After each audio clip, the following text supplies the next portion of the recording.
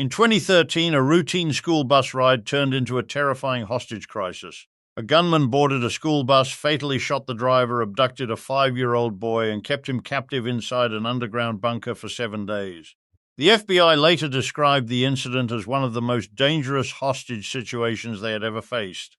Although the crime happened years ago, new developments have recently brought renewed attention to the case, making it an important survivor story to revisit. Many people have never heard about this remarkable case, despite how extraordinary it was. One journalist who documented the events in great detail was Michael M. Phillips of the Wall Street Journal, whose reporting helped preserve many of the facts surrounding the investigation. At the center of this story was 5-year-old Ethan Gilman. Despite his young age, he had already experienced significant hardships. Shortly after his birth, he entered Alabama's foster care system because his biological mother, Jennifer Kirkland, was struggling with substance abuse. During his early childhood, Ethan was also diagnosed with what was then known as Asperger's syndrome, a term that has since been replaced under the broader diagnosis of autism spectrum disorder. He required medication several times each day. Around his first birthday, Ethan's mother regained custody, and by the age of 5, he was attending Midland City Elementary School in Dale County, Alabama. That school year marked his first experience riding the school bus each day. Everything changed on January 29, 2013. A 911 dispatcher received a frantic emergency call from 16-year-old student Trey Watts, who was riding the same bus. He reported that an armed man had boarded the vehicle and was trying to take children. In the background, the dispatcher could hear terrified students screaming as the situation rapidly escalated. Moments later, Trey reported that the bus driver had been shot and that the gunman was demanding children. By the time law enforcement officers arrived, many of the students had escaped from the bus and fled to a nearby church for safety. They had just witnessed the killing of their trusted bus driver and the abduction of 5-year-old Ethan Gilman. The remaining students were left deeply traumatized by what they had experienced. Officers found 66-year-old bus driver Charles Chuck Poland inside the bus with fatal gunshot wounds. He was pronounced dead at the scene. Chuck Poland had previously served as a helicopter mechanic in the U.S. Army before settling in Alabama. After retiring from a career as a diesel mechanic in 2009, he began driving school buses to help support his family while his wife, Jan, continued working. Friends, neighbors, and relatives described him as a kind, selfless man who was devoted to his family and always willing to help others without expecting anything in return. Ironically, the compassion Chuck often showed to strangers would be met with unimaginable violence. At approximately 3:30 that afternoon, a man wearing blue jeans, sunglasses, and a green baseball cap stepped onto the school bus carrying a firearm. Witnesses later said he handed Chuck a note before making a shocking demand. Chuck repeatedly refused to cooperate. The armed man insisted that he wanted 2 boys between 6 and 8 years old. Chuck stood his ground and refused to hand over any of the children, even after being threatened at gunpoint. According to witness accounts, he made it clear that the attacker would have to shoot him before he would allow any child to be taken. As the confrontation continued, the children hid behind their seats in fear. The gunman repeatedly ordered them to come forward, but no one moved. Ethan was seated near the front of the bus, close to Chuck. Because Ethan was autistic and trusted his bus driver, he was often seated nearby so Chuck could keep an eye on him during the ride. When the gunman turned his attention toward Ethan, Chuck immediately tried to protect the frightened little boy, urging the attacker to leave him alone because the child was clearly terrified. Chuck Poland refused to let any of the children leave their seats. Standing in the aisle, he placed himself between the gunman and the students, determined to protect them. The attacker warned that he would shoot unless Chuck obeyed his demands, but Chuck would not give in as he blocked the path, likely thinking of his own children and grandchildren. Chuck sacrificed himself for the students in his care. The gunman opened fire, striking him. Witnesses later recalled hearing Chuck cry out as the bus slowly rolled backward. The attacker then fired several more shots, leaving Chuck critically wounded. Blood covered the front of the bus before it finally came to a stop. The gunman then grabbed 5-year-old Ethan Gilman, lifted him onto his shoulder, and fled the scene. The remaining children escaped by running past the body of the bus driver, who had just given his life trying to protect them. Investigators later recovered the note the attacker had handed to Chuck before the shooting. It claimed that the man had a story to tell and demanded that two well-behaved boys between the ages of 6 and 8 be restrained together with zip ties. The note promised the children would not be harmed and said they would be released once his story was finished, after which he intended to die. Despite those demands, only one child had been taken, Ethan Gilman. At that point, authorities had no idea whether Ethan had been specifically targeted, whether there was any connection between the child and the kidnapper, or if he had simply been chosen at random. Security cameras installed on the school bus captured the entire attack. The footage showed Ethan being carried away over the kidnapper's shoulder while struggling to resist. Soon afterward, emergency dispatchers received another alarming 911 call. A man, breathing heavily, claimed he had a hostage and said they were inside an underground bunker. The call ended abruptly before another call came from the same person. This time, the caller instructed law enforcement not to contact him by telephone. Instead, he said they could communicate through a PVC pipe extending from the bunker to the surface, which also served as the air supply. He provided the location and told officers to come there. Using the surveillance footage along with the information from the calls, investigators identified the suspect as 65-year-old Jimmy Lee Dykes. At that stage, authorities knew very little about him or his motives. Officers quickly located the property and found the PVC pipe exactly where the caller had described it. Lieutenant Bill Raffle was among the first officers to arrive. Speaking through the pipe, he was warned by Dykes that any attempt to storm the bunker would trigger a powerful explosion. During their conversation, Dykes asked whether the school bus driver had survived. Raffle replied that he did not know.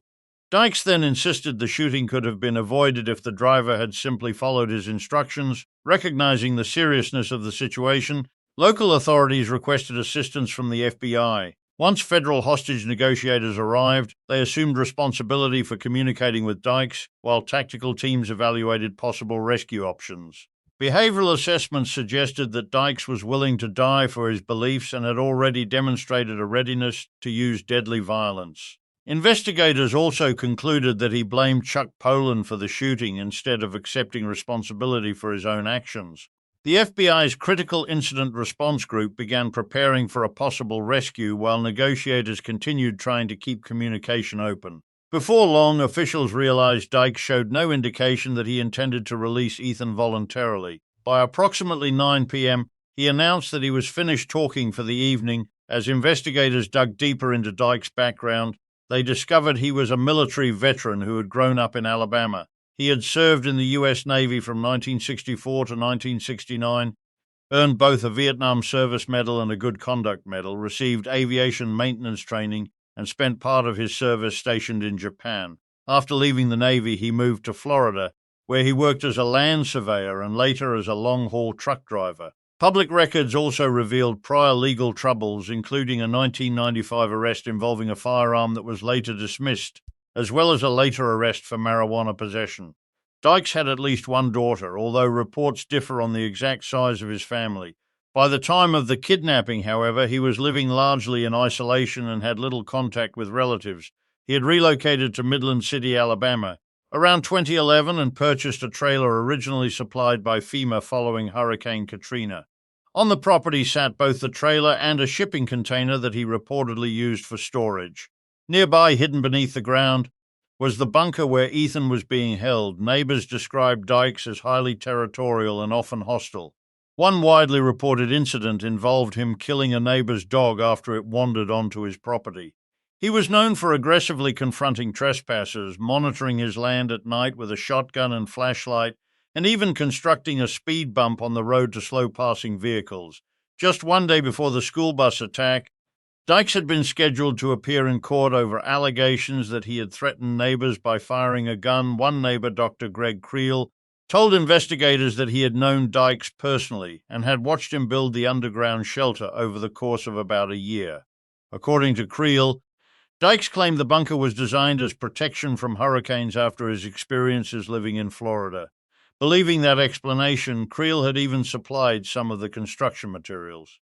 Creel described the shelter as being accessed through a hatch leading down a fixed wooden ladder into a narrow shaft that opened into a small underground chamber measuring roughly 6 by 8 feet. His description confirmed that the bunker was real and that Ethan was indeed being held inside. He also told investigators that Dykes generally kept to himself, but frequently listened to political talk radio. Conversations often turned toward politics, government, and laws he disliked, and Creel believed Dykes struggled with deep anger and resentment toward nearly everyone around him. Later that same night, after Dykes ended communication, bomb technicians were called to evaluate his repeated threats of an explosion. Using specialized X-ray equipment, they discovered an improvised explosive device connected to the PVC pipe.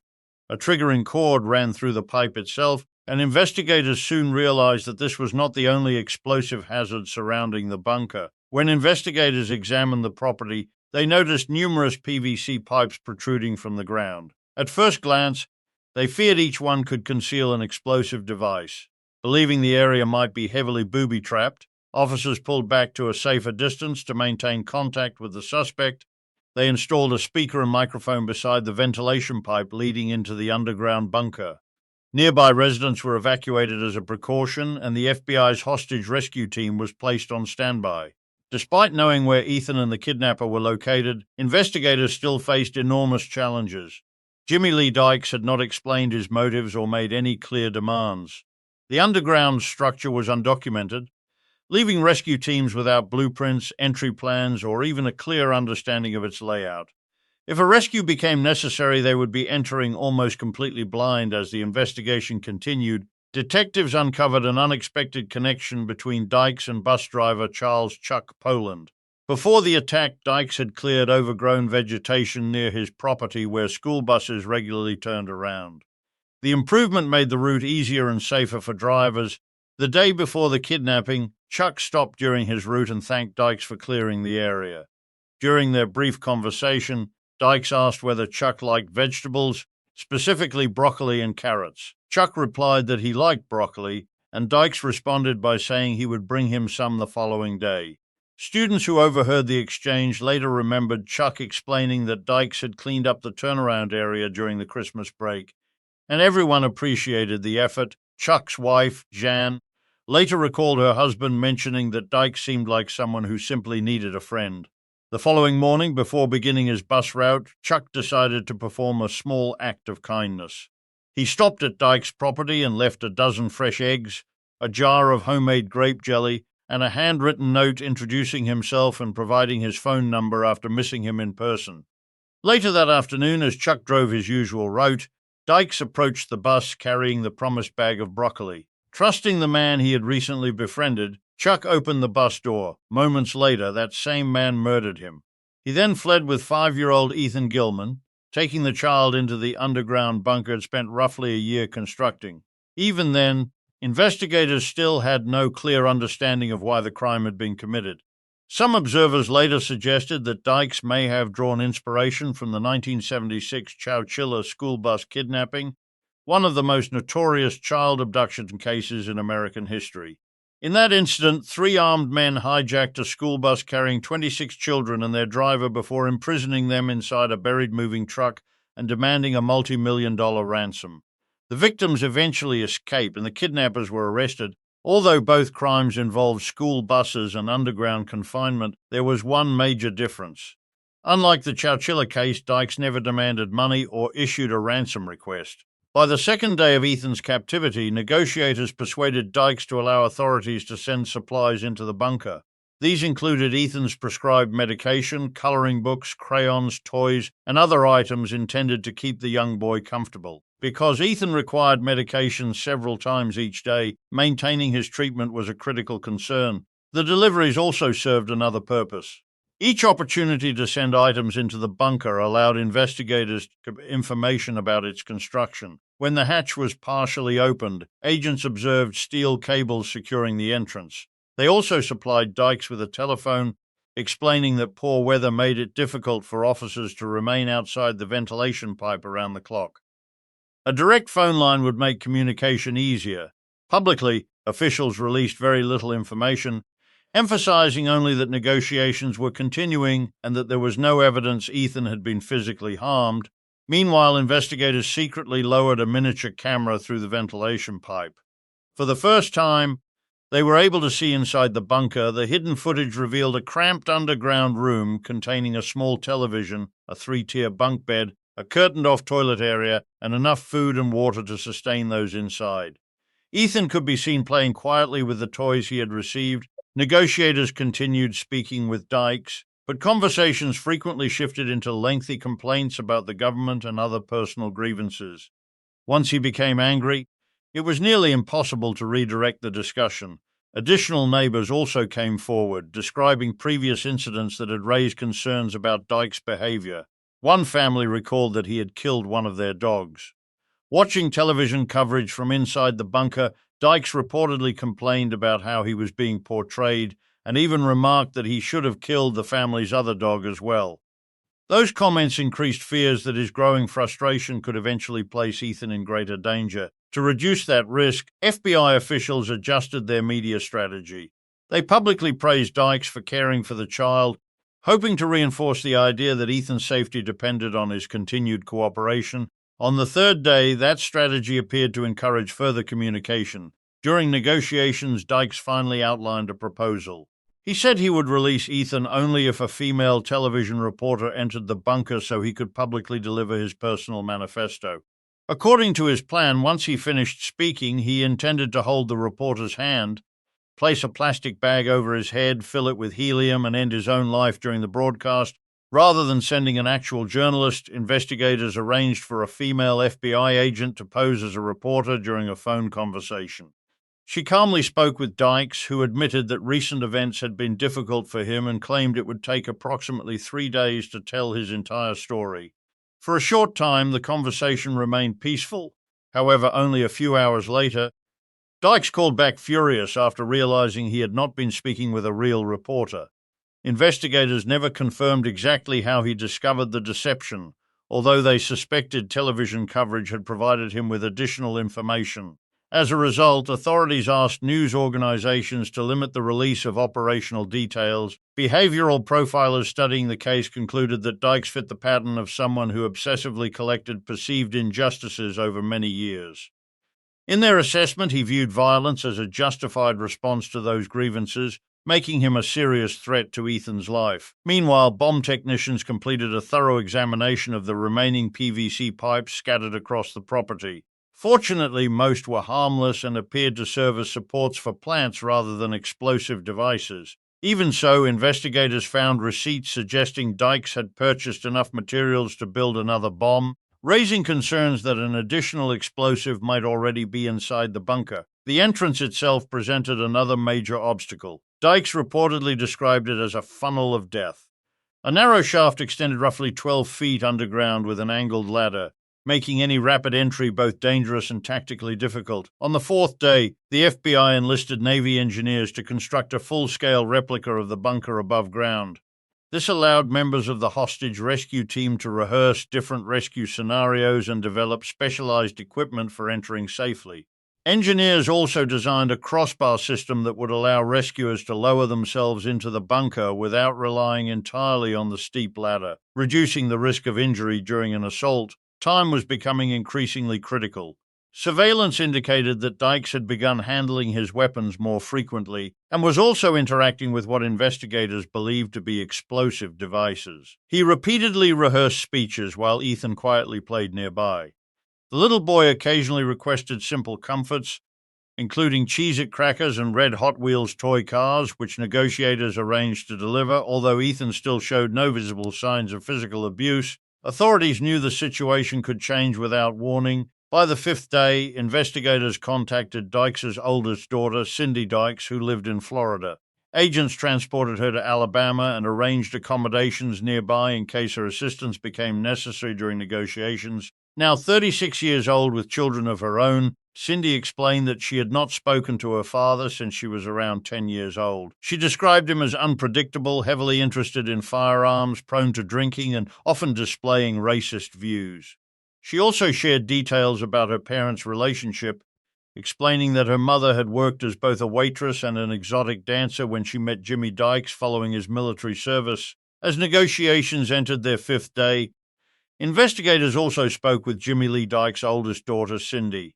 She described a childhood marked by violence and instability, According to Cindy, her mother had initially been drawn to Dykes because he seemed adventurous and exciting. But behind that image was a man whose behavior could swing between kindness and brutality. At times, he would patiently help sew sequins onto her mother's dance costumes. At other times, heavy drinking led to severe assaults that left her hospitalized. Fearing she would eventually be killed if she stayed, Cindy's mother left Dykes when Cindy was about 3 years old.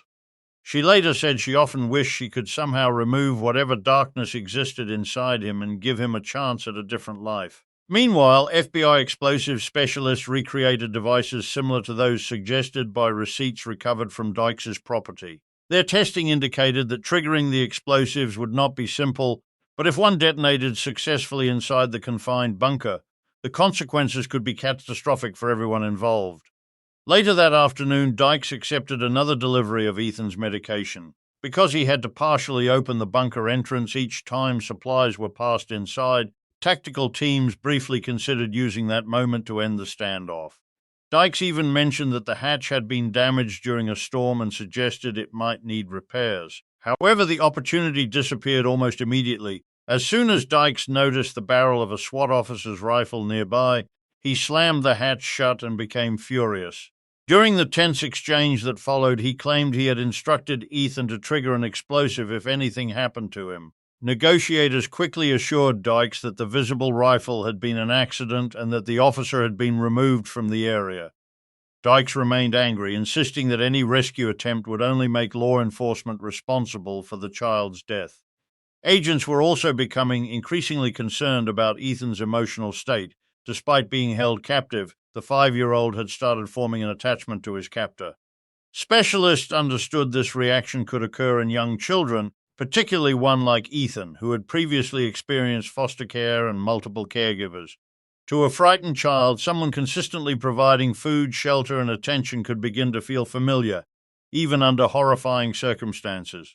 Dykes occasionally acted almost like a grandfather, caring for Ethan's daily needs while largely ignoring the negotiators outside. Investigators worried that if Dykes gave the child instructions during a rescue attempt, Ethan might obey without realizing the danger. At one point, Dykes even contacted negotiators and remarked that the boy had told him he loved him, suggesting authorities should remove Ethan from the bunker. By the 6th day, however, negotiators noticed a troubling change. Dykes appeared less patient with Ethan than before. During one incident, Ethan became upset after Dykes accidentally stepped on one of his toy cars, but instead of comforting him, Dykes simply ignored the child. To investigators, this suggested his emotional state was deteriorating. Believing the situation was becoming more dangerous by the hour, FBI leaders consulted the local district attorney about a difficult legal question. If rescuers were forced to shoot Dykes to save Ethan, would the action be legally justified?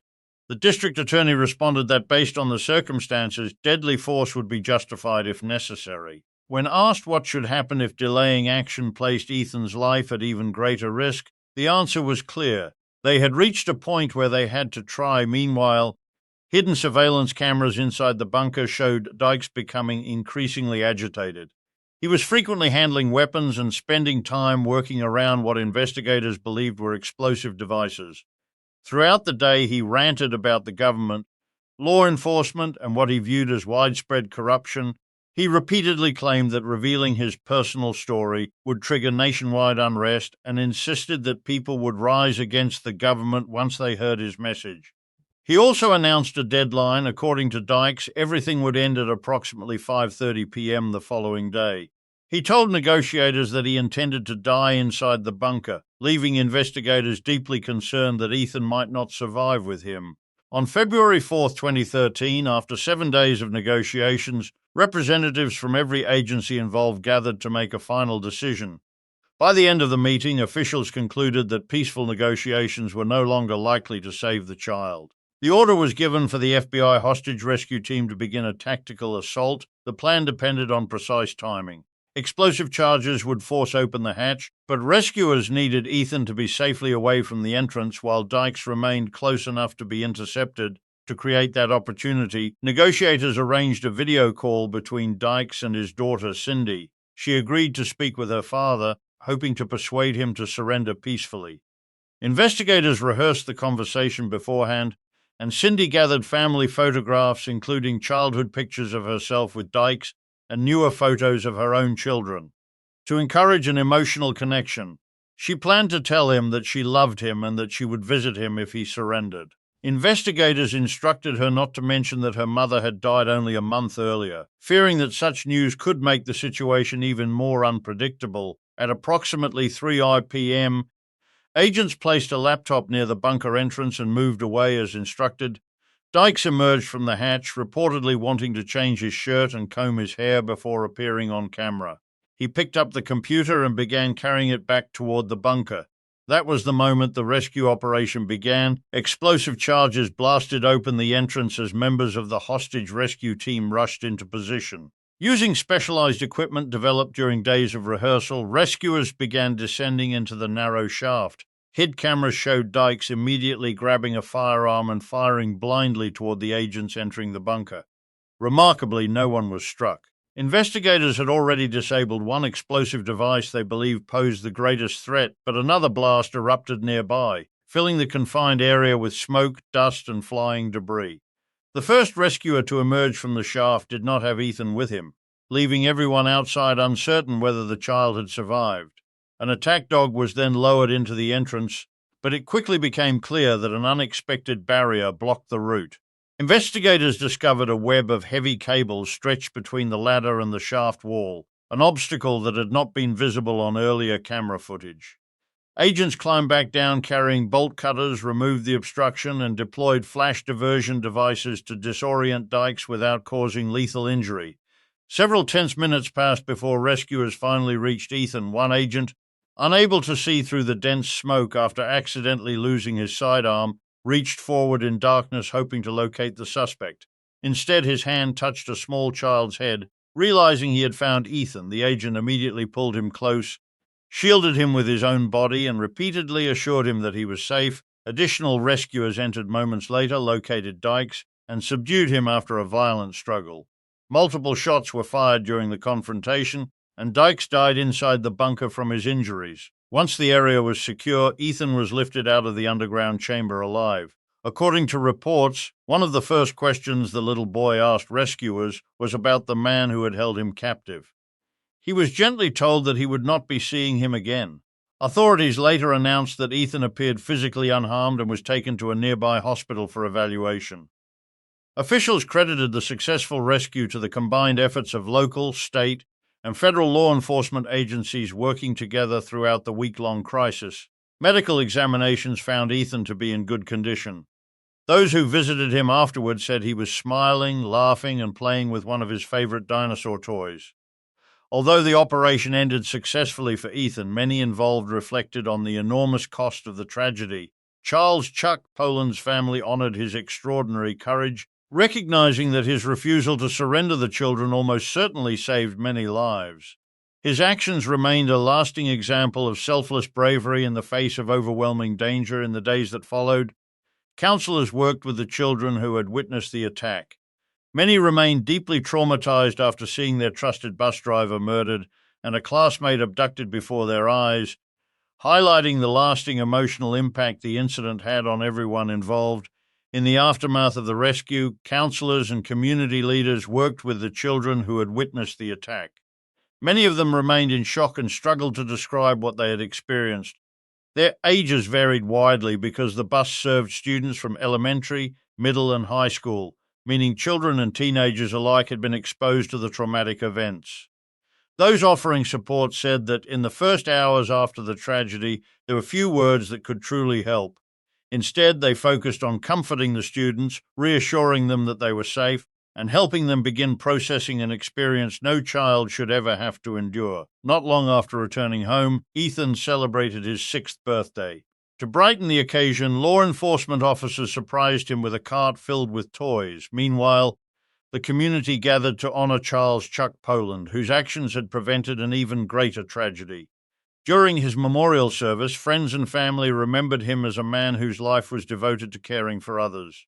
The stretch of road where he lost his life was later renamed in his memory, and officials publicly recognized his extraordinary courage, describing him as an unarmed hero who knowingly placed himself between a gunman and the children entrusted to his care. His sacrifice also led to legislative change. Alabama later passed the Chuck Poland Jr. Act, strengthening legal protections by making it illegal to trespass onto school buses. For Cindy Dykes, the rescue brought mixed emotions. She initially struggled with the fact that her father had been killed and felt investigators had relied on her participation during the operation. Authorities later explained that her willingness to communicate with him had created the opportunity rescuers needed to begin the assault. Although she mourned her father, she eventually acknowledged that the circumstances had left law enforcement with few alternatives. After the investigation concluded, officials demolished the underground bunker because of biological hazards and safety concerns. Around that time, a longtime acquaintance of Jimmy Lee Dykes, Roger Arnold, spoke publicly about the man he had known for years. Arnold described Dykes as someone who was highly intelligent but increasingly consumed by paranoia.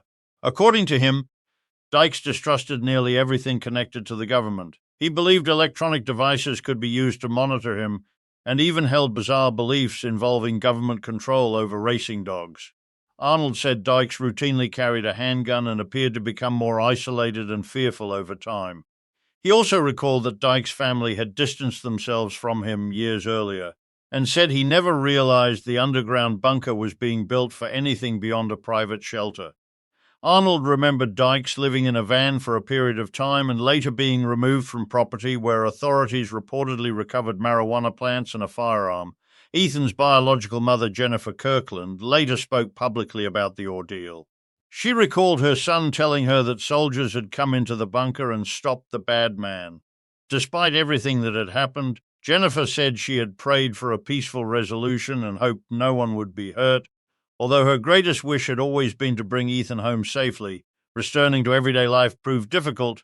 For some time after the rescue, even seeing a school bus caused Ethan significant anxiety. He struggled with sleep, frequently waking during the night. Jennifer credited the compassion and dedication of countless law enforcement officers, medical staff, and community members for making her reunion with her son possible. As time passed, Ethan gradually stopped talking about the kidnapping. Some observers believed his early life experiences may have contributed to his ability to adapt while inside the bunker, while others remained concerned about the long-term emotional impact of both the kidnapping and the instability he had experienced before and afterward. Unfortunately, Ethan's family life remained complicated. After his mother experienced further struggles with substance abuse, he went to live with his grandmother. Following her death, custody passed to his older brother, Cameron Kirkland. 1 year after the rescue, Cameron said Ethan appeared to be doing remarkably well. According to him, Ethan was succeeding in school, showed few signs of lasting emotional distress, and had become much closer to his brother. Cameron described their relationship as feeling more like that of a father and son than siblings. He also noted that Ethan mentioned the kidnapping only occasionally. Ethan himself later recalled only fragments of the day he was abducted. He remembered being grabbed, trying to escape, and realizing the man holding him was much stronger than he was. Looking back, he simply expressed gratitude that he had survived eventually. Financial difficulties made it impossible for Cameron to continue caring for Ethan, and the boy entered foster care once again in 2016. However, his life took another positive turn. A couple named Brandon and Nikki Turner, who had previously cared for Ethan during an earlier foster placement, adopted him into their family. By then, they were raising a large household together. The Turners remembered Ethan fondly from his toddler years. When news first broke that a child named Ethan had been rescued from an underground bunker, they immediately feared it might be the same little boy they had once cared for.